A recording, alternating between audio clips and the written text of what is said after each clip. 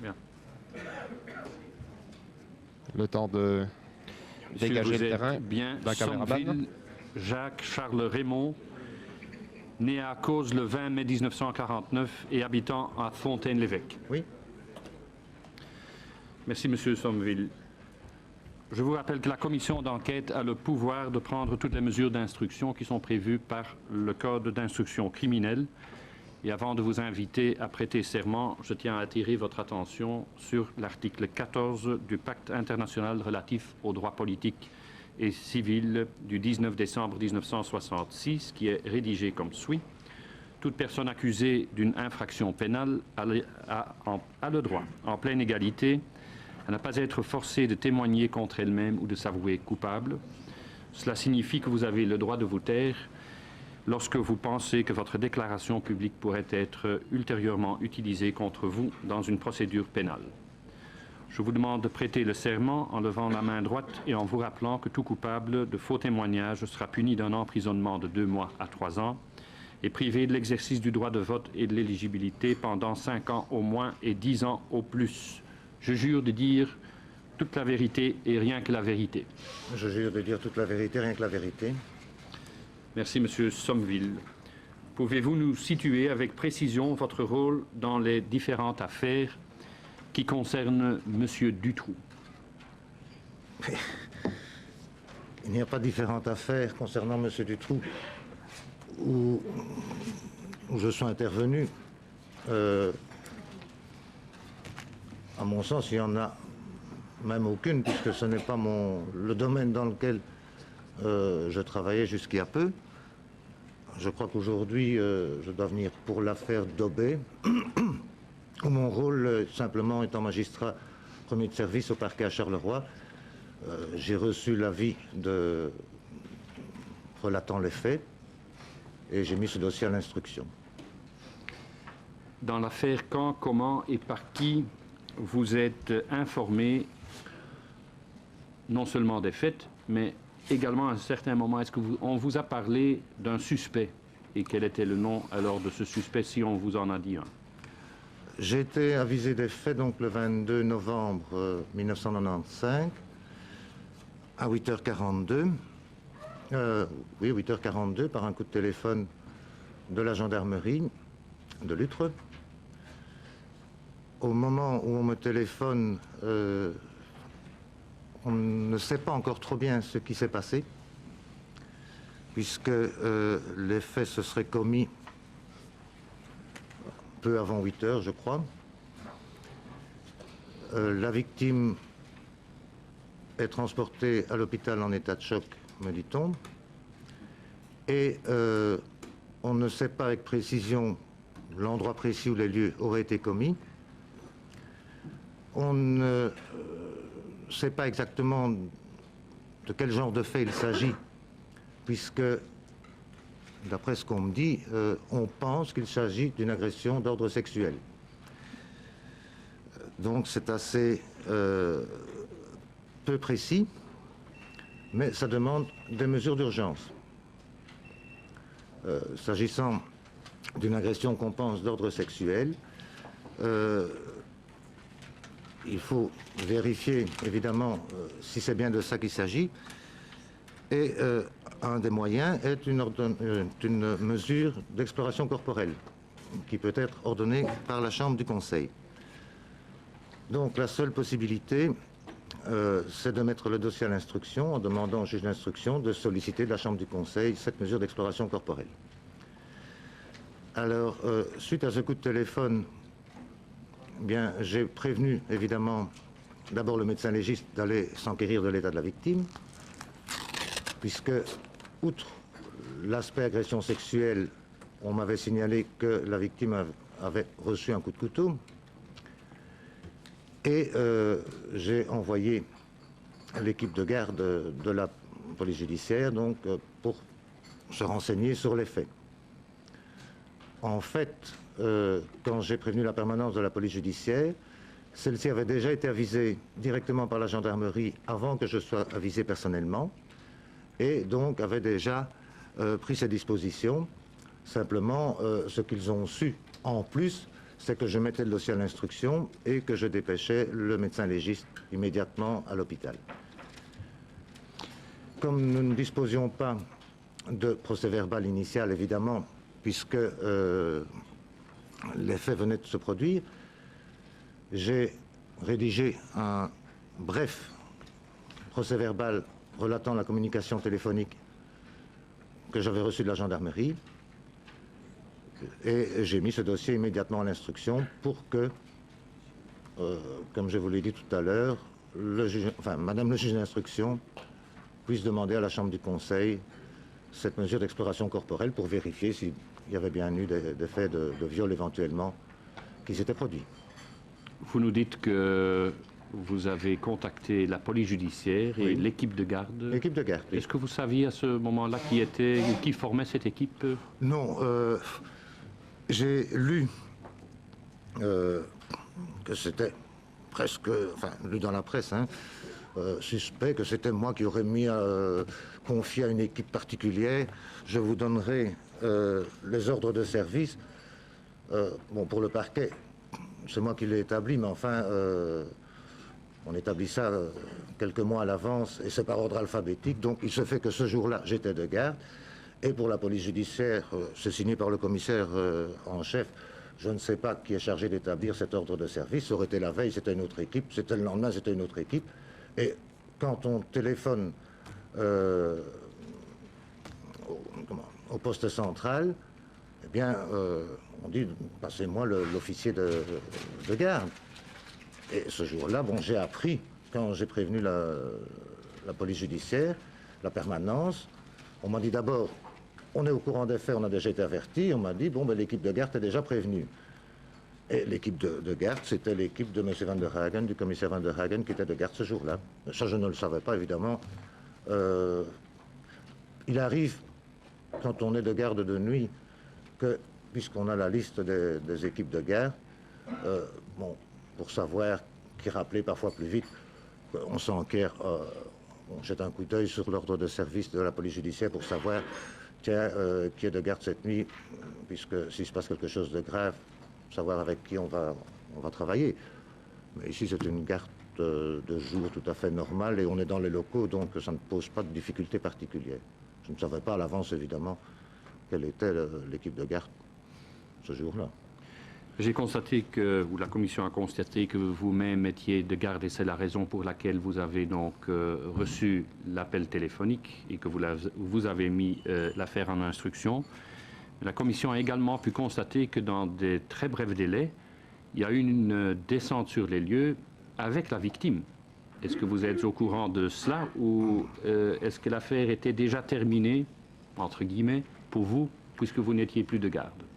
Oui, je vais d'abord achever ma réponse à votre première question parce que vous me demandez si j'avais entendu prononcer le mot de Dutroux. Je retournerai à ce sujet. Vous pouvez le faire.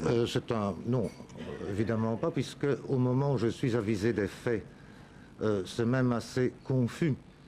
On n'a que des bribes de renseignements puisque la victime était en état de choc. Et à un certain moment, on parle éventuellement du petit ami de la victime, puis on parle de quelqu'un... Je voudrais pas...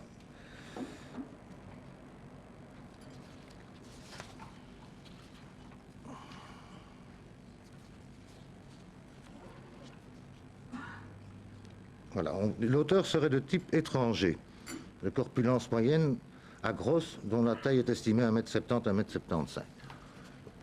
Et encore, ce sont des renseignements qui viennent par bribes dans la matinée, mais à ce moment-là, j'ai déjà mis le dossier à l'instruction. Donc en ce qui me concerne, moi, le travail était... ma partie, mon intervention dans ce dossier, elle s'est arrêtée quand j'ai mis le dossier à l'instruction. À partir de ce moment-là, il y a une juge d'instruction qui a le dossier en main et mon intervention se termine. D'autre part, ce jour-là, comme tous les jours cette année-là, j'étais de garde en ce qui concerne les attaques de fourgons. Ce jour-là, il y a eu une attaque de fourgon dans la matinée à Morlanway, et là, je me suis rendu sur place. Mais pour l'affaire d'Aubé, ce n'était plus de mon domaine. Et de toute façon, lorsque on est de garde de jour, ce n'est pas le magistrat premier de service qui descend sur les lieux quand il y a lieu de descendre, c'est le second de service. Le premier service reste pour la permanence téléphonique. Mais dans le cas d'espèce... Vous étiez le premier de J'étais service. premier de service, oui. C'est pour ça que l'appel m'est arrivé. Mais en outre, je crois que je ne pense pas que ce soit ce jour-là, puisque fin de matinée, en tout cas, quand le procès-verbal est arrivé, je crois qu'il a dû arriver début d'après-midi, on n'avait pas encore situé exactement l'endroit des faits. Donc, on n'aurait même pas su descendre sur place, puisqu'on ne savait pas où était le surplace en question. Mais si j'ai bien compris, une fois que vous remettez le dossier entre les mains du juge d'instruction, qu'il est en instruction, pour vous, le travail Pour moi, c'est terminé. est terminé. Mon intervention est terminée, oui. Parce que nous avons pu constater dans d'autres dossiers que chaque événement particulier, d'une certaine importance, qui était traité par la police judiciaire de Charleroi, fait l'objet d'une note éphéméride remise dans les jours qui suivent.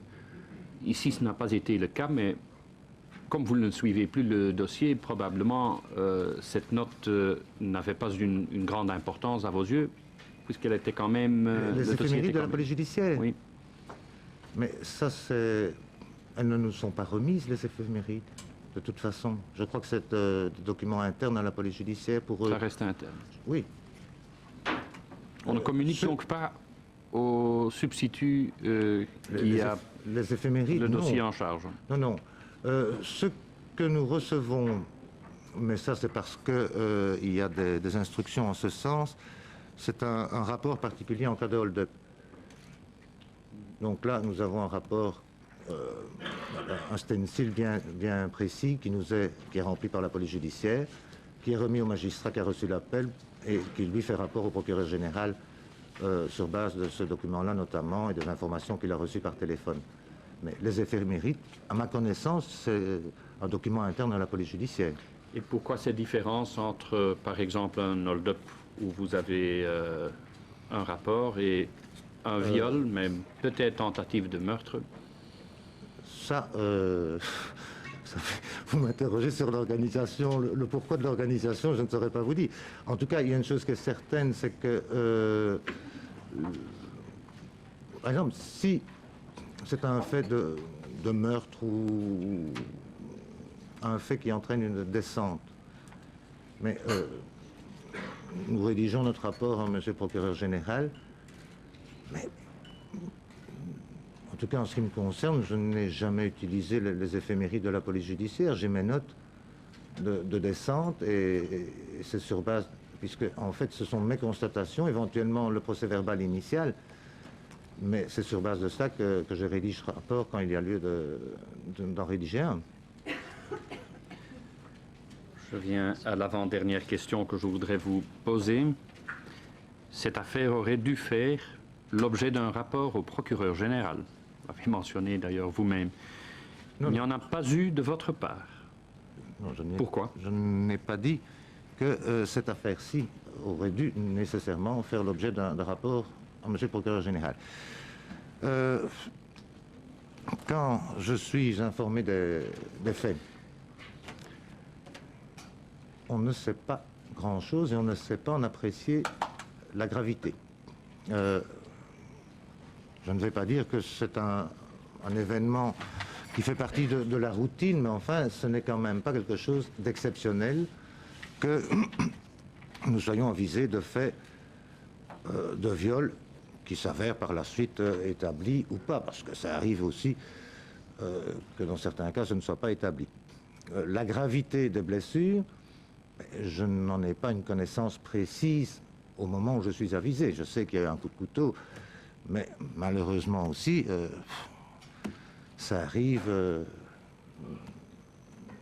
vais pas dire souvent, mais enfin, ce sont des choses qu'on rencontre quand même régulièrement, qui est des scènes avec des coups de couteau tant qu'on ne connaît pas la gravité. Je n'ai pas d'éléments qui permettent de me dire c'est une tentative de meurtre. Donc, je n'ai pas d'éléments qui me permettent à ce moment-là de me dire c'est un dossier susceptible d'aller en cour d'assises. Donc, c'est pour ça que je n'ai pas rédigé de rapport à monsieur le procureur général. Je pense que... Mais monsieur Somville, je peux quand même croire que lorsque vous avez reçu le coup de téléphone et qu'on a parlé, on a parlé des blessures sans aucun doute, je le suppose. C'était des blessures bien visibles, même horribles, puisque la trachéenne avait été coupée. Ce n'est que... Ça, je ne le sais pas. Que par cas tout à fait fortuit que... Oui, je l'ai su après. Donc on ne vous a pas dit à ce moment-là. C'est-à-dire, écoutez,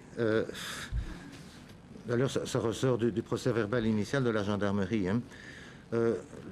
Il y a un coup, et c'est vrai, il y a un coup de couteau au cou. Mais ce qu'on me dit, on ne me dit pas qu'elle était transportée à l'hôpital parce que sa vie est en danger ou on me dit qu'elle est en état de choc. Oui, oui. Qu'elle était à l'hôpital, vous le savez. Oui, oui, oui, oui. Ah oui, mais ça, bien entendu.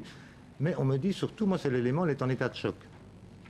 Donc, ce qui m'apparaît, c'est que il y a eu des violences, parmi lesquelles il y a un coup de couteau, mais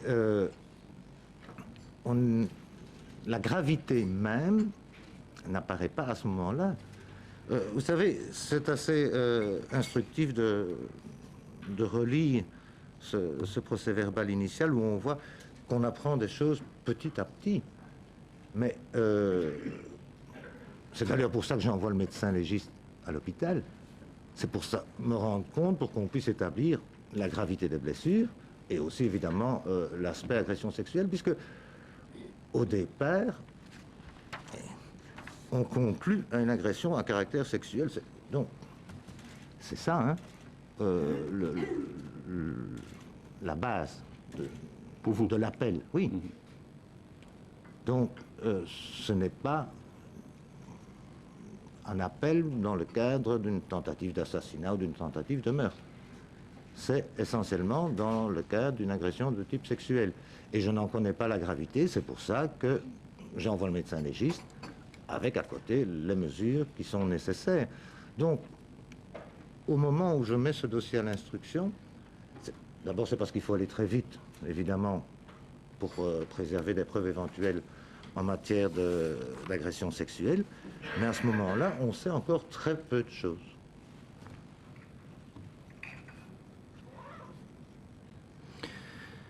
Par après, vous avez encore suivi l'affaire, une fois en instruction, qui a repris par après cette affaire dans les services du parquet à Charleroi? C'est ma collègue Madame Delpierre, qui elle était, comme on dit, de garde pour les procès-verbaux relatifs aux personnes ce jour-là. Donc c'est elle qui, c'est un dossier qui lui revenait du fait de son rôle dans l'organisation du parquet ce jour-là. Alors, une toute dernière question que je voudrais quand même vous poser. Tantôt, je vous demandais pourquoi il y avait dans les hold-up un rapport et pour d'autres affaires pas. Et vous dites, presque en riant, oui, mais c'est une question d'organisation. Est-ce qu'on en parle maintenant? Vous avez quand même le droit, comme substitut du parquet, de demander qu'une organisation se fasse ou des améliorations sont effectuées? Ou est-ce que cela ne vous vient pas à l'esprit? Non, non. C'est-à-dire qu'il y a dans certaines matières des instructions bien précises où, je vais prendre le cas des hold-up, que ce soit grave ou peu grave, bien, il y a lieu à rapport. Pour les autres faits, c'est une question d'appréciation du magistrat. C'est-à-dire que pour des faits graves, des faits susceptibles d'être jugés par la cour d'assises, par exemple, là, évidemment, il y a lieu à rapport. Donc, c'est une question d'appréciation de la gravité des faits qui fait que l'on fait rapport ou pas. Mais bien sûr, pour répondre à votre question plus précisément, dans notre parquet, il y a, et depuis quand même pas mal d'années, une évolution constante au niveau de la façon de travailler. Tout évolue, la criminalité aussi, malheureusement. Si vous aurez connu la gravité des blessures, comme elle est apparue plus tard, admettant que vous n'avez donc pas obtenu de plus ample information, vous aurez dressé un rapport. J'aurais fait rapport à M. le procureur général.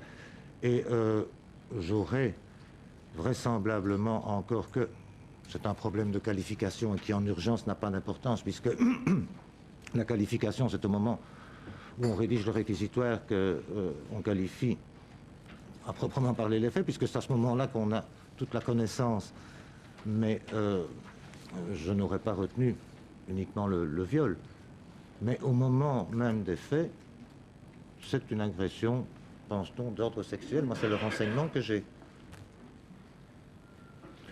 Je reviens quand même à la question que je vous avais posée. Le nom Dutroux, ça disait quelque chose aux gens du parquet de Charleroi, ou c'est un illustre inconnu? En ce qui me concerne, oui. En tout cas, dans mon domaine, inconnu. Maintenant, et au parquet, comme on savait que... Les collègues qui ont eu à traiter les dossiers le concernant doivent le connaître, évidemment, mais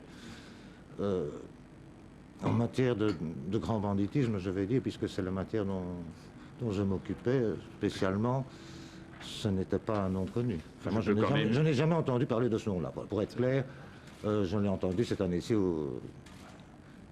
Et vol de voiture, ces choses-là, on ne parlait pas de du tout. Vol de voiture, ce n'était pas moi, c'est un de mes collègues qui travaillait avec moi. Mais vous parlez... Non, oui, en parlant entre nous, c'est un nom qui ne m'avait jamais dit, en tout cas, je ne pas... Non. Le nom ne vous disait rien, et même vos collègues, en parlant des gens peut-être dangereux de l'arrondissement, le nom du trou n'est jamais tombé. Certainement pas à moi. Pour vous donner... Votre réponse, Non, je vais vous expliquer... Moi qui vais répondre à votre réponse. Je vais vous expliquer pourquoi. Dans un domaine particulier dont je m'occupais, par exemple, et mon collègue qui s'occupait du trafic de voitures, on avait mis au point un petit système. Au fichier, nous avions de noms de personnes que nous estimions importantes dans notre matière. Moi particulièrement, c'était plutôt hold-up, trafic d'armes et ce genre de matière. Eh bien, sur les fiches, on avait indiqué, si un dossier rentrait au nom de certaines personnes, le dossier devait automatiquement nous être attribué pour qu'on sache ce que la personne avait fait, voir si ça pouvait avoir une relation avec un de nos dossiers ou pas. Pas dire nécessairement qu'on allait traiter, si c'est quelqu'un qui avait commis un excès de vitesse, mais au moins ça pouvait toujours être intéressant d'avoir des renseignements sur des personnes ciblées, dangereuses, etc. Mais pour moi, il n'y a pas de raison qu'on me parle de lui, vu qu'il n'était pas repris comme dans les gens dont je m'occupais en matière de hold-up, par exemple, ni de trafic d'armes. C'est un nom que je n'avais jamais entendu, ça c'est clair. Cher collègue qui veut poser une question, M. Van Deurzen, M. De Crolly.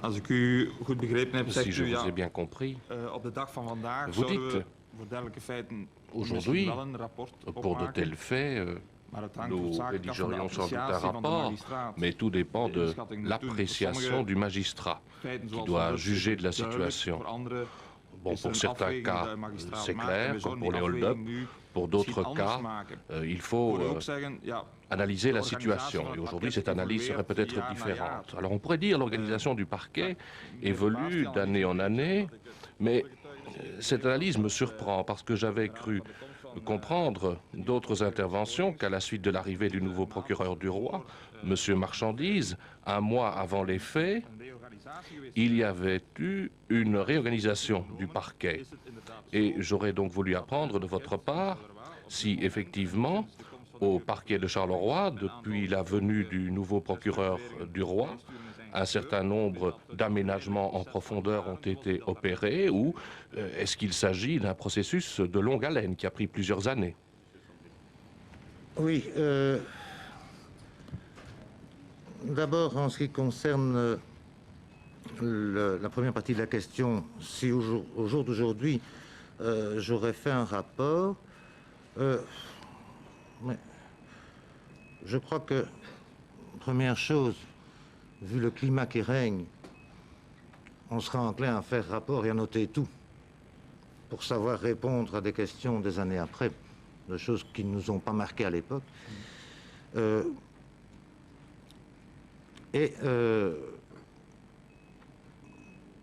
ne suis pas certain que sur base des renseignements que j'ai eus à ce moment-là, j'aurais, au jour d'aujourd'hui, rédigé rapport.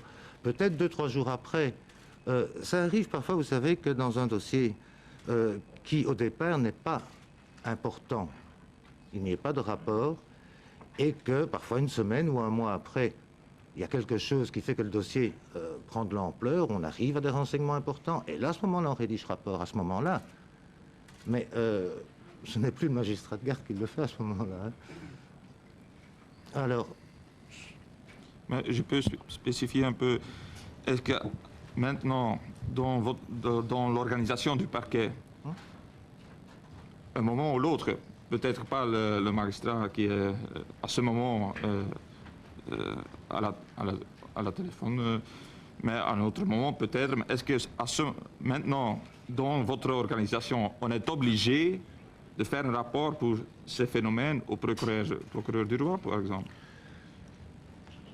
Mesure qui n'existe pas.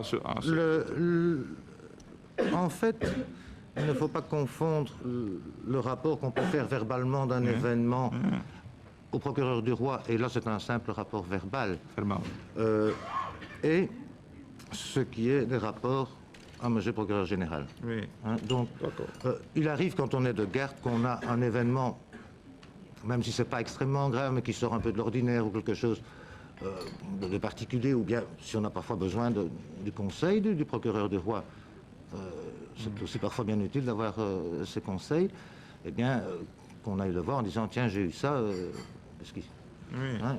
Mais il n'y a pas de procédure formelle. Non, formelle, non. En ce qui concerne l'évolution,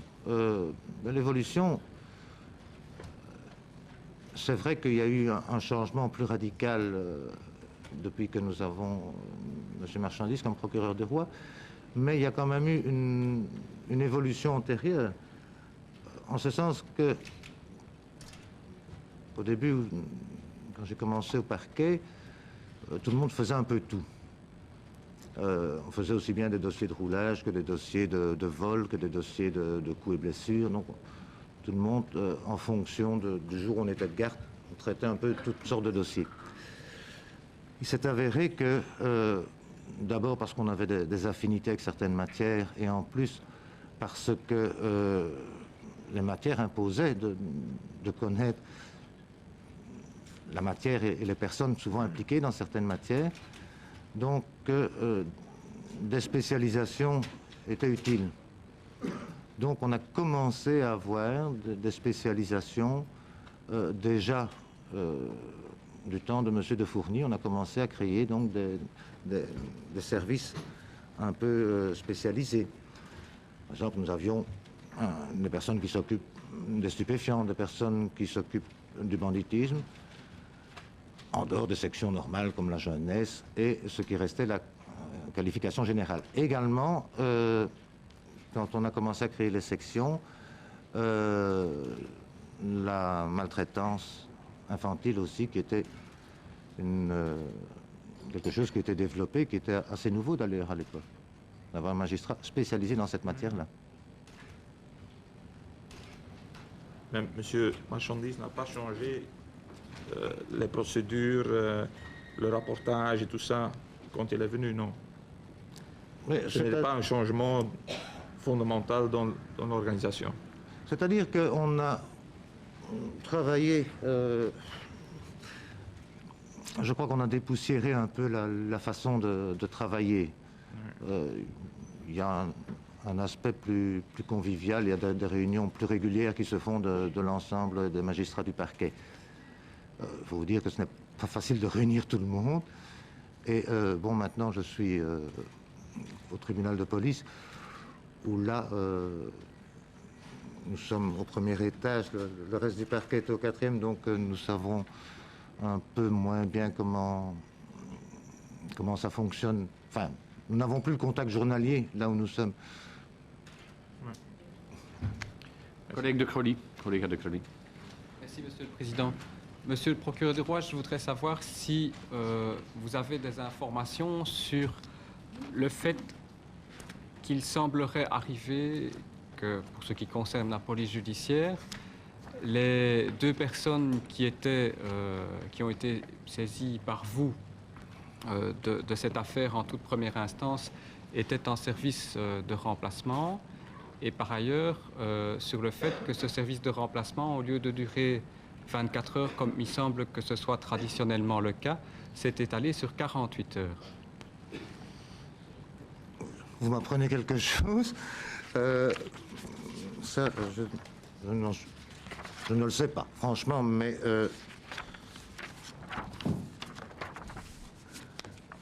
je dois vous dire que j'avais été très surpris de lire certaines choses, donc j'ai demandé à avoir une copie du rôle de garde. Je vois que le mardi 21, j'aurai eu une équipe de la section financière, le mercredi 22, cette équipe-là, et le 23, une équipe de section criminelle. Vous avez les noms? Oui, oui. Donc le 21, c'était l'équipe de M. Derbaud-Dranguin, le 22, l'équipe de M. Van der Reyck, et le 23, l'équipe de M. Quinet. Je vous déposerai cet ordre, le rôle de garde de la police judiciaire. Oui, parce que je vous demanderai quand même d'également nous remettre le procès-verbal initial que vous avez dressé et que vous avez remis à Madame le juge Je d'instruction. peux vous en donner lecture si Oui. vous voulez même. Oui, peut-être.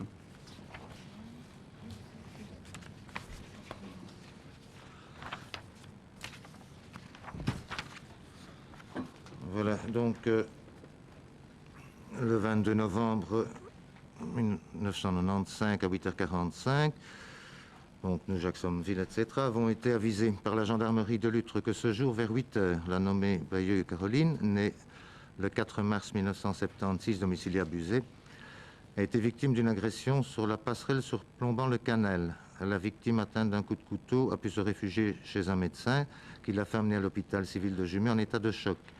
Le verbalisant pense que l'agression était d'ordre sexuel, la victime ayant été dépossédée de son soutien-gorge sur les lieux. Vu son état, elle n'a pu être entendue. Ça, c'est le résumé succinct. Et alors, donc, suite à ça, je mets le dossier à l'instruction à charge de X, évidemment. Et quelle est la qualification que... De viol. Et donc, je demande l'enquête normale en ajoutant, donc décerner tel mandat que de conseil, et notamment faire ordonner par la Chambre du Conseil une mesure d'exploration corporelle. Donc uniquement viol, vous n'avez pas parlé de tentative de meurtre alors, à ce moment-là? Non, à ce moment-là, et ça ressort du procès-verbal initial de la gendarmerie. Hein, nous concluons à une agression à caractère sexuel. C'est pour notre information. Monsieur de Crolly. Oui, une dernière question d'ordre plus général, monsieur le substitut, s'il vous plaît. À une certaine époque, il s'est opéré dans votre arrondissement judiciaire, mais semblerait-il, à l'insu complet des autorités policières comme des autorités judiciaires de cet arrondissement, une opération importante du BKA, la police criminelle allemande, autour d'une localité dont on a reparlé récemment. Il s'agit de Forchy-la-Marche en l'occurrence. Je voudrais savoir, et c'était in tempore non suspecto, et dans un cas tout autre, semblerait-il, que celui qui nous occupe aujourd'hui. Mais je voudrais quand même savoir quelle est votre appréciation à vous de ce type de démarche et de la façon dont ça a pu se faire, de ce qui a pu motiver cette espèce de contournement tout à fait objectif de l'autorité du parquet de Charleroi. Là, vous parlez d'un domaine que je connais beaucoup mieux, puisque c'est le domaine dans lequel je travaillais. Mais je crois qu'il faut couper les ailes à un canard en ce qui concerne cette affaire-là. Je crois que c'est même sorti dans un livre, je crois allemand ou quelque chose comme ça, dont j'ai eu connaissance. Il n'y a pas eu d'observation cachée du BKA là-bas. Je pourrais vous donner des détails sur ce qui s'est passé réellement, mais bon, ce n'est certainement pas en audience publique, vu que ce sont des choses confidentielles, évidemment. Oui, encore, mais on a quand même parlé pas mal dans la presse. Il semblerait qu'il y ait eu quand même un rapport relativement consistant de cette opération. Alors pour vous, il s'agit d'un faux non. Ce qui s'est produit réellement, je m'étais interrogé à ce sujet-là. Et donc, j'ai eu le renseignement, et mettez votre cœur à l'aise, il n'y a pas eu d'Allemands qui seraient venus sans nous le dire, surveiller en Belgique, ça ne s'est pas produit. Ce n'est pas ça du tout. C'est le renseignement qui... Je veux bien vous entendre là-dessus, éventuellement en huis clos, si vous considérez qu'il y a là quelque si vous chose souhaitez, d'extrêmement je veux bien vous répondre, sensible, mais vous m'étonnez dans le caractère catégorique de votre réponse à ma question. Je suis catégorique parce que je m'étais aussi beaucoup interrogé à ce sujet-là. Oui. Et c'est quelque chose qui m'interpellait, parce qu'en plus, ça concernait, je veux dire, une cible qui m'intéressait. Donc, il est clair que s'il y avait quelque chose, je voulais savoir de quoi il s'agissait. Et donc, j'ai essayé de me renseigner et j'ai pu finalement obtenir des renseignements. Ça m'intéresse beaucoup. Et je peux vous rassurer à ce sujet-là. Merci, monsieur. Collègue Eerlikens. Première question à M. Somville concerne M. Zico. Hier, nous avons entendu M. de Thoin qui nous a exprimé qu'il avait rencontré à l'occasion de cette affaire d'Aubé l'inspecteur Zico. Vous pouvez le confirmer? Oui, je peux vous le confirmer. Pas que je l'ai su à l'époque, évidemment, puisque je vous dis, moi, dans ce dossier-là, mon intervention se termine après la mise à l'instruction. Hein, je le sais parce qu'on l'a dit et parce que, évidemment, quand j'ai su que j'allais venir ici, j'ai été voir. Mais voilà, je ne saurais pas vous en dire plus. Vous a-t-on fait état à vous ou au substitut qui vous a succédé de cette réflexion qu'avaient eue M. de Thoin et M. Zico sur le fait que dans cette histoire du trou, d'emblée, leur apparaissait à tous les deux comme étant le suspect principal? Moi, certainement pas. Je vous dis, moi, ce dossier, pour moi, s'arrête après la mise à l'instruction. Puis le relais est pris par quelqu'un d'autre. Donc quelques heures que vous Quelques avez... heures. Même pas. Vous avez fait un passage comme une comète dans ce dossier. Oui, quoi. absolument.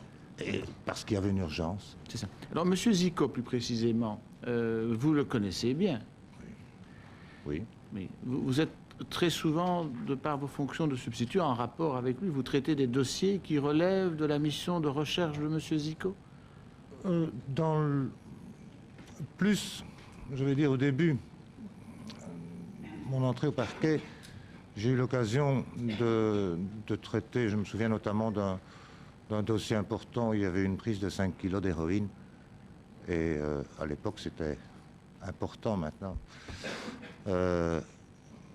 Où c'était le bureau dans lequel il travaillait, donc qui était intervenu. Par la suite, je l'ai connu dans un dossier, mais là, je l'ai connu par écrit, puisque j'ai dû tracer les réquisitions dans un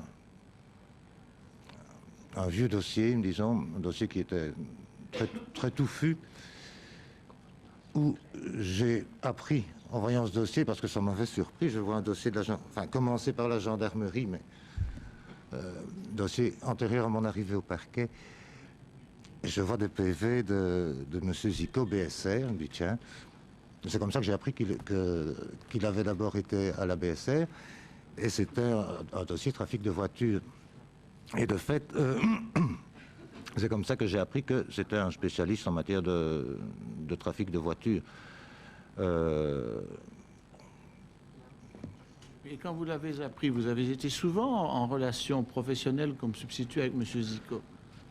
Souvent Pas spécialement, parce que les dossiers de trafic de voitures faisaient partie, je vais dire, de ma section grand banditisme.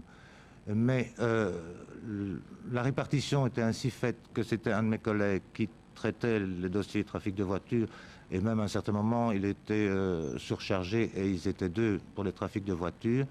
En ce qui me concerne, moi, c'était hold-up, trafic d'armes, des affaires à caractère mafieux plutôt. Donc, ce n'était pas...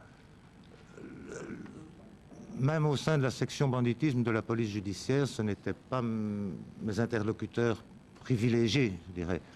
Bon, il est clair que quand il y a des opérations, tout le monde intervient. Hein, quand on a traité, par exemple, le dossier du hold-up de Charleroi X, c'était 254 millions, bien entendu, parce que je me souviens de ce dossier-là particulièrement, M. Zico était dans les gens qui ont été dans l'opération, ça, bien entendu. Alors, au niveau des voitures, ou trafic de voitures, vous connaissez le garage Safar Oui, et son dirigeant? bien entendu, je sais, parce que j'ai acheté une voiture dans ce garage-là, c'est ça? Oui. C'est cela. Et vous êtes au courant que ce garagiste a tenté de vous joindre un jour que la gendarmerie se trouvait chez lui? C'est possible. Franchement, de mémoire, je ne saurais pas vous dire, mais c'est possible. Vous n'êtes pas au courant de l'existence d'un rapport de la gendarmerie qui s'étonne que, alors que l'on fait une descente dans ce garage, la première réaction du garagiste est de tenter de vous joindre par téléphone? Non, je ne suis pas au courant de ce rapport-là, non. Mais c'est tout à fait possible connaissant la personne. Ni que le et garage... vous savez, c'est quelqu'un de très latin. Oui. Et la gendarmerie a noté qu'il a déclaré, donc, ce garagiste, que, parlant de vous, qu'il n'était jamais là lorsqu'on avait besoin d'eux, parlant de vous et d'un autre. Ah, je ne savais pas. Vous n'étiez pas au courant? Non, mais Collègue de Gunshow. c'est... Vous posez cette question, mais il faut rester dans le sujet que... C'était ma dernière question au stade actuel, Monsieur le Président. Oui, mais parfois, juste à la fin. Oui, monsieur. Non, mais je vais aborder le sujet, moi ça ne me dérange pas, je suis tout à fait à l'aise. Donc, Y a-t-il encore un commissaire qui veut poser une question, Madame Herzé? Oui, terminé. Des constatations, parce que je voudrais que vous m'expliquiez un peu comment ça se passe habituellement. Il y a des constatations qui ont été réalisées par deux gendarmeries, donc celle de Pontassel et la BSR de Charleroi. Si je lis bien le rapport que j'ai sous les yeux aussi. Or, ce que vous avez, vous, c'est quelque chose de très imprécis, de très flou, en fait, comme première constatation. Il y avait quand même eu un viol, avec un enlèvement dans une voiture, il y avait quand même des coups et blessures très graves. Or, on ne vous signale pas ça très clairement. Est-ce que c'est toujours comme ça? Est-ce toujours aussi vague comme première constatation? Alors, ma seconde question, monsieur le procureur, qu'est-ce que vous appelez, vous, une affaire grave? Notamment un viol, pour moi, c'est une affaire quand même extrêmement grave, avec enlèvement, chloroforme, etc. Donc c'est quand même quelque chose de relativement conséquent, mais je ne sais pas ce que considère comme grave chez vous. Et alors je voudrais savoir combien il y en a de ce genre par an. je vous dis tout de suite que je ne saurais pas répondre à votre dernière question. Est-ce que vous pouvez peut-être avoir les renseignements pour plus tard, pour avoir l'idée de la charge de travail que vous devez assumer aussi? Ça serait possible de vous donner le renseignement, mais je ne... Non, mais enfin, c'est pour avoir une idée de... Oui. Maintenant, je suis tout à fait d'accord avec vous que les faits tels qu'ils se sont révélés, les faits de viol sont des faits graves. Ça, je n'en disconviendrai certainement pas. Mais il faut bien vous dire que les faits se produisent à 8 h du matin, ou aux environs de 8 h du matin. Bon, en tout cas, il semble que la gendarmerie est avisée à 7h53, pour être précis. À ce moment-là, il n'y a qu'une équipe, c'est la gendarmerie de Lutreux. La BSR est appelée par la suite. le chef de la BSR est avisé des faits à 8h30. Et vous avez, vous, c'est à 8h45, c'est ça? C'est cela, oui. Donc, une équipe de la BSR section Meurs s'est envoyée en notre brigade pour faire une enquête de voisinage. Donc ça fait 2 constatations par des Oui, mais des organismes différents. donc cette enquête-là n'a pas encore été faite, ces renseignements-là, quand je suis avisé. Le temps que la BSR de Charleroi arrive à Lutre, ils sont avisés à 8h30. Le temps qu'ils arrivent à Lutre, qu'ils prennent connaissance auprès de leurs collègues pour savoir où il faut se rendre, etc. En attendant, eux continuent, la gendarmerie de Lutre continue les appels, on prévient par ordre, non, ils ont toute une série d'avis à donner, dont l'avis au procureur du roi. Donc, ce que la BSR aurait pu constater ou quoi, je ne le sais pas, moi je suis Donc vous avisé. estimez que ça a été fait de façon normale et que c'est toujours comme ça que ça se passe? C'est toujours aussi imprécis? Les premiers rapports sont toujours aussi imprécis? Non, Donc c'est difficile pour vous d'apprécier à ce moment-là? il est vrai que dans certains cas, c'est très difficile pour nous d'apprécier. Mais ce qui est important, c'est d'être prévenu le plus vite possible des faits. Pourquoi ? Parce que justement, il y a parfois des mesures à prendre en urgence, que ce soit l'envoi d'un médecin légiste, que ce soit l'envoi du laboratoire de police judiciaire, que ce soit envoyer la police judiciaire dans certains cas, en plus des enquêteurs qui sont déjà sur place. Donc, il est très important de nous prévenir vite, quitte à par la suite nous donner d'autres renseignements, et ça arrive fréquemment, mais c'est une bonne chose de nous prévenir très vite, même si on n'a pas encore tous les renseignements, parce que si on attend d'avoir tous les renseignements, ben, on perd beaucoup de temps. Or, ce sont les premières constatations qui sont les plus utiles. Bon, si vous regardez le procès-verbal initial, qui est clôturé, je crois, à 14h30, hein, eh bien, il y a un endroit où je lis qu'en fin de matinée, on ne savait toujours pas l'endroit exact où les faits s'étaient produits. Mais c'est pas pour ça qu'il ne fallait pas commencer à travailler. Hein, donc, je crois que ils ont bien fait, Bon. et nous prévenir très vite, même plus vite quand il y a moyen, c'est très bien. C'est comme ça que ça doit fonctionner. Et alors, une affaire grave, qu'est-ce que c'est pour vous? Je reviens à ma première question parce que... Mais vous savez, toutes les affaires, je veux dire, qui sont punies de peines importantes, hein, d'ordre criminel, ce qu'on appelle des peines criminelles, sont déjà des affaires graves. Hein. Mais entre... S'il vous plaît? Un viol, donc, également. Un viol, bien entendu. Parce qu'on dirait un petit peu, excusez-moi, que ceci était au départ comme un fait divers peut-être important, mais n'a pas été peut-être considéré avec l'importance qu'il a eu par après. Et c'est ça que Oui, est difficile mais, à comprendre. Non, parce que la gravité se révèle quand on a plus de renseignements. Bon, mais c'est toujours comme ça. Non, pas toujours. Hein, vous savez, parfois... Mais quand on est mort, on est mort. Oui, bien entendu. Mais, ou bien parfois, on a des renseignements précis. Si vous avez une victime d'une agression sexuelle, d'un viol, mais qui vient s'expliquer ou à un poste de police, ou bon, bien que ce soit, enfin, ça aille mieux dans ce domaine-là, semble-t-il, mais que ce n'est pas encore... mais on a des renseignements rapidement. Mais quand vous avez une victime inaudible, on ne sait pas apprécier. Et il arrive parfois, heureusement rarement, qu'il y a de fausses plaintes dans ce domaine-là aussi. Donc, on doit quand même être assez circonspect avant de s'emballer, je vais dire. Il faut avoir plus de renseignements. Merci, monsieur le procureur. Monsieur Sommeville, Oui, je monsieur. retourne quand même la gravité du fait pour faire un rapport. Et là, vous dites oui, ça dépend, et une des mesures qu'on peut prendre, c'est que si c'est un délit avec une peine lourde, mais un viol, vous savez qu'on avait changé la loi et que les peines qui étaient prévues étaient bien circonscrites dans ce cas-là. N'estimez-vous pas que c'était un délit très grave et qu'il fallait donc réagir à ce moment-là et faire un rapport? C'était même un crime. Oui, Euh, un crime, oui, c'est exact. mais je vous rappelle, je crois qu'il faut être précis. Nous concluons une agression de caractère sexuel. On en sait, on n'est pas encore certain. On n'est pas encore certain. Au début, on parle même du petit ami de la personne. C'est vous dire que on Pourrait bien violer. oui, d'accord, mais oui, mais ça s'avérera quelque chose de tout à fait inexact. C'est pour vous montrer que on est vraiment en tout début de renseignement. Et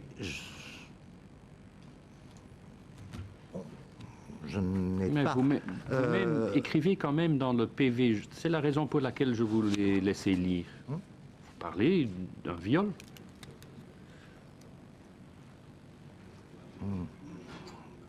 Dans mon procès verbal, victime d'une agression, ne verbalisant Mais je pense vous ai, que je vous ai l'agression- demandé quelle était la qualification que vous avez utilisée. Ah oui, oui, La la mise en qualification de- instruction, oui, la mise en instruction, j'ai requis l'instruction du chef de viol, oui, bien sûr. Normalement, c'est la cour d'assises. Enfin, ça devrait être la cour d'assises. Oui. Ça devrait. Ça ne l'est pas toujours non plus. Oui, je connais la pratique. Mes chers collègues, y a-t-il encore quelqu'un qui veut poser une question? Oui, monsieur Edkins et monsieur De Crolly. Monsieur le Président, dans son interrogatoire par Madame Lickendal le 29 octobre de l'année dernière, Monsieur Bourlet, à propos de l'enquête, dit ceci. Je sais que vous n'y avez fait qu'un passage très, très fugace dans cette enquête, mais il dit ceci, Monsieur Bourlet. Les lacunes de l'enquête sont à ce point graves que j'en viens nécessairement à me demander si elles s'expliquent uniquement par une négligence ou si Dutroux bénéficiait de protection tant policière que judiciaire. Qu'est-ce que vous inspire cette affirmation de M. Bourlet?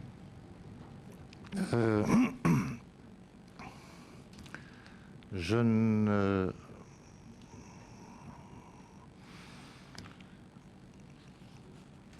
Je ne ferai pas de remarques et je ne fais pas de remarques sur la façon dont travaillent mes collègues. Et sauf si il y a une faute qui est commise, et ça c'est clair que dans ce cas-là, mais suspecté de sans éléments, je n'en sais rien. En tout cas, moi, je n'ai pas d'éléments qui me permettent de dire ça. En clair, ce qu'il dit, il y a vous des plaît. lacunes. M. Bourlet dit qu'il y a des lacunes. Êtes-vous d'accord sur le fait qu'il y ait des lacunes ou pas, à votre avis? Vous me parlez de dossiers que je n'ai pas traités, que je ne connais pas. Vous savez, à la limite, je dis à la limite, parce que Monsieur le Président semble s'interroger sur ce problème du rapport au procureur général. De toute façon, ça ne faisait pas avancer l'enquête d'un iota. Hein, puisque ce qui compte, c'est que l'enquête évolue. Donc, même si je fais un rapport au procureur général en disant bon, j'ai été avisé à telle heure qu'il y a eu tel fait qui sont produits, c'est pas un devoir d'enquête, ça. Hein. Pour le reste, si vous me parlez de dossiers, vous me demandez mon avis sur des dossiers où je n'ai pas participé. Comment voulez-vous que je vous donne un avis? Ça, je Si ce n'est comprends, que moi je trouve déplaisant d'aller étaler des choses pareilles, notamment dans la presse, mais c'est la seule chose. Pour le reste, s'il y a quelque chose, ben c'est clair que si quelque chose ne va pas, il faut le dire et il faut agir en conséquence. Je ne sais vous dire que ça, moi. Je vous comprends, Monsieur le Premier substitut, mais quant à nous, nous sommes chargés de faire ce qu'on appelle une enquête sur Mais l'enquête. vous en savez sûrement plus que moi, puisque de comprendre vous étudiez pourquoi- ces dossiers-là. Pourquoi Dutroux n'a pas été arrêté plus tôt, s'il y a soit des négligences, soit de l'incompétence, soit des protections. Moi, je ne dis pas qu'il y a protection, mais les protections, c'est une des clés pour essayer de comprendre pour quelles raisons Dutroux n'a pas été épinglé et mis hors d'état de nuire plus tôt. Donc, le volet protection, on ne peut pas nous éluder de poser cette question à l'un ou l'autre témoin. Et nous ne préjugeons pas du fait qu'il y ait Non, des mais protections. ce que je veux dire simplement, c'est que tout à l'heure, on m'a posé une question dans un domaine que je pratique, que je connais. Là, je peux vous répondre et être catégorique. Maintenant, dans ces dossiers-là, sont des dossiers où, je vais vous dire, je n'avais même pas un souvenir précis de ce dossier-là, puisque c'est un dossier, je veux dire, de routine de magistrat premier de service. Hein, ce n'était pas l'affaire qui m'a le plus marqué dans... C'est ça. Mais n'oubliez pas que M. Bourlet, toujours lorsqu'il dépose devant Mme Lickendal, le procureur général près la Cour de cassation, fait état aussi de protection judiciaire comme possibilité. Mais oui, c'est possible, mais comment voulez-vous que moi, je parle, je vous donne un renseignement en ce qui concerne Dutroux, dont le nom ne m'est connu que depuis les grandes vacances? Mais M. Bourlet, c'est tout de même des choses, parce que dans le dossier de Neuchâteau, à côté du dossier Dutroux pédophilie, il y a le dossier des trafics de voitures, il y a le dossier de M. Zico. Oui, Donc il a probablement plus d'informations que vous et moi. c'est possible. Oui. Et quand il dit qu'il n'a pas de compétences pour enquêter sur des magistrats, mais qu'il se demande si certains de ceux-ci n'auraient pas bénéficié de certains avantages, voire de voitures avantageusement acquises par l'intermédiaire de M. Zico, c'est possible, ça? Moi, écoutez, qu'il se pose la question, comme j'ai lu ça aussi, je pourrais vous dire, je ne pense pas que ce soit utile, mais le prix de cette fameuse voiture d'occasion, qui est à un prix. J'ai l'impression que le garagiste, comme tout garagiste, fait son bénéfice sur cette voiture-là. Seule chose que j'espérais, et de ce côté-là, je n'ai pas à m'en plaindre, c'est que je n'ai pas eu De panne.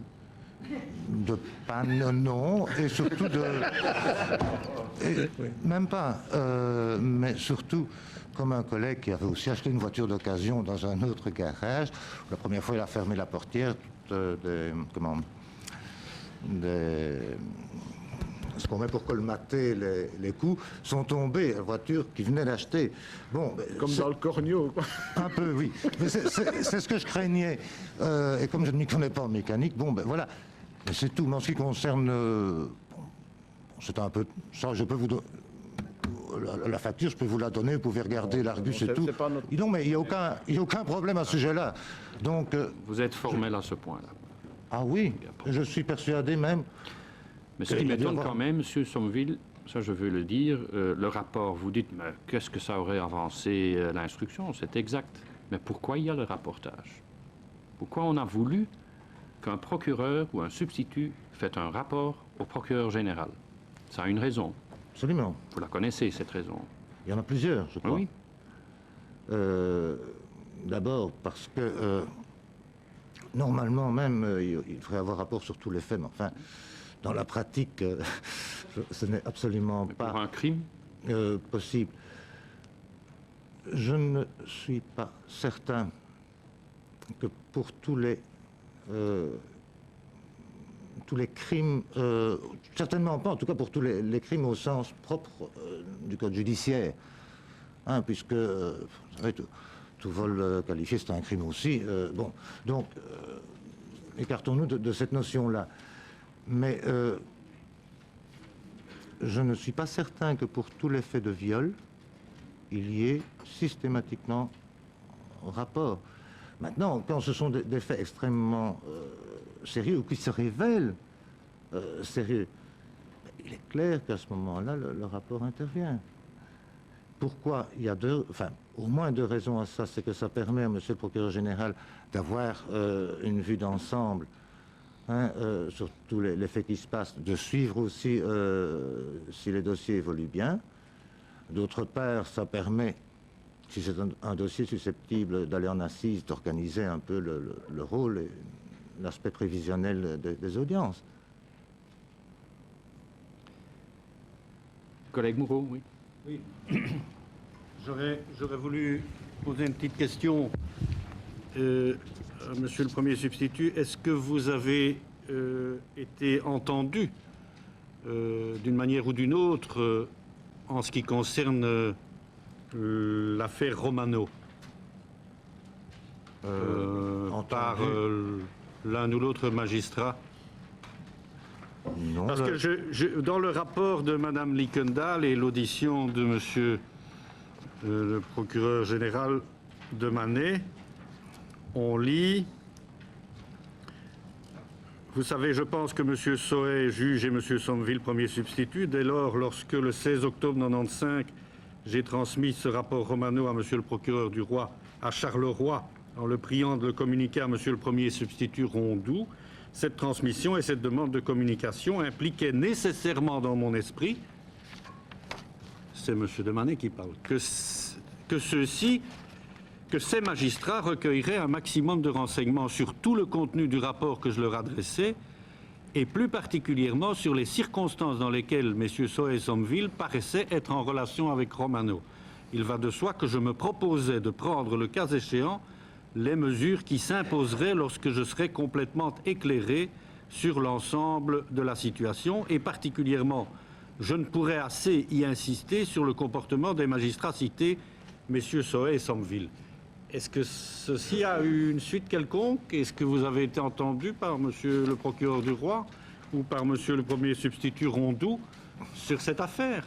En fait, quand on a parlé, ou tout au moins quand il y a eu les premiers articles parlant de ce genre de choses, j'ai établi à l'intention de monsieur le procureur du roi un petit rapport lui expliquant clairement la situation. Et je suppose que ça a dû être transmis à monsieur le procureur général, mais ça a été fait... Donc vous avez fait un rapport à l'intention du procureur du roi? Absolument. Je ne crois pas que nous ayons ce rapport. Vous disposez de ce rapport? Je dois en avoir une copie, j'ai dû garder une copie pour moi, mais... L'envoyer à la commission. Si je la retrouve, oui. Parce que, bon, ce n'est pas... Vous savez... Oui, mais la seule chose importante... C'est récent, c'est quand même récent, si je me réfère aux dates. Récent, non. Non? Non. C'est en 95, ça. Enfin, ça dépend. Ça dépend de ce qu'on appelle Oui. récent. C'est en 95. Non, 96. Si. Au début qu'on a parlé de... Je veux dire, l'affaire du trou. Enfin, plus exactement, quand j'ai lu des articles là-dessus, je crois que c'était le plus Disons simple, c'était de assez faire un récent. rapport. Oui. Oui, mais je veux dire, pas En dans... octobre dans l'immédiat, 95 et quoi, puis en hein. mai 96. Mais Vous savez- si vous le retrouvez, vous... Oui, bien entendu, hein, mais ça ne... J'ai même pu retrouver une facture de la voiture, heureusement, parce que ce sont des choses tellement... Et c'est par M. Zico que vous avez connu Romano? Bien sûr. Oui. En fait, maintenant, vous dire si c'est par lui personnellement ou par ce qu'on appelle le bureau voiture, hein, mais je vous explique, j'ai un collègue qui a une expérience malheureuse. Bon, je cherchais une voiture d'occasion, j'étais pas contente de la mienne, enfin peu importe.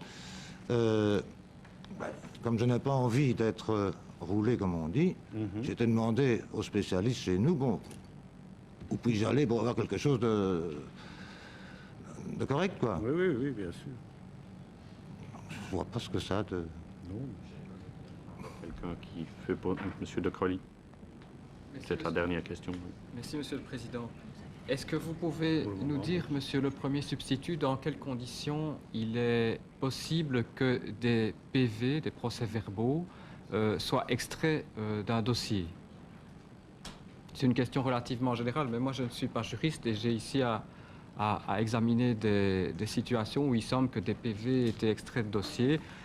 Je lis dans certaines auditions ou dépositions que dans certains cas c'est possible, légal et tout à fait légitime, mais ce n'est pas très clair. Comme vous êtes un praticien, D'habitude, hein, bien entendu, j'écarte tous les cas de fraude, hein, parce que ça peut toujours se produire tant qu'un dossier n'est pas enliassé comme un dossier d'instruction. Hein, même des prévenus qui consultent le dossier, j'en ai déjà eu, qui arrachaient des pages au greffe du tribunal. Donc, ça, tout arrive. Mais ce qui peut arriver, c'est que une pièce d'un dossier n'est pas intéressante pour ce dossier-là, ou bien risque d'amener ce qu'on peut appeler un dossier mammouth, c'est-à-dire que c'est un dossier où on ne verra pas la fin parce que c'est comme les poupées russes, chaque fois il y a autre chose. Donc on se dit, tiens, ce procès-verbal-là, il serait plus efficace de prendre ce procès-verbal-là et de l'utiliser comme procès-verbal initial pour un nouveau dossier, pour un autre dossier. Ça, c'est quelque chose qui peut être fait. Alors, soit on prend directement le procès-verbal en tant que tel et on ouvre un nouveau numéro de notice, donc un nouveau dossier sur base de ce procès-verbal-là, ou, quand c'est le cas, c'est plutôt comme ça que je pratique, je fais une copie conforme et je travaille sur base pour ouvrir le nouveau dossier sur base de la copie conforme. Enfin, donc ce n'est pas un procès-verbal qui disparaît, c'est un procès-verbal qui sert à autre chose, quoi. C'est une question de pratique. D'accord. Je comprends bien. Merci, Monsieur le Premier substitut. Mes chers collègues, je crois que nous sommes arrivés à la fin de l'audition de Monsieur Sommeville. Je vous demanderai en tout cas de nous remettre les pièces dont vous avez fait mention. Et je vous signale qu'un procès-verbal sera dressé et que vous serez invité, en ayant la quinzaine, à venir signer votre déclaration. Je vous remercie pour votre coopération et vous nous remettez les 2 pièces dont vous avez parlé. C'est le rôle des services et votre procès-verbal initial. Et si vous trouvez... J'ai aussi le procès-verbal de la police judiciaire, Oui, oui. de l'équipe de garde de la police judiciaire, je peux vous le déposer aussi. Si vous le voulez bien.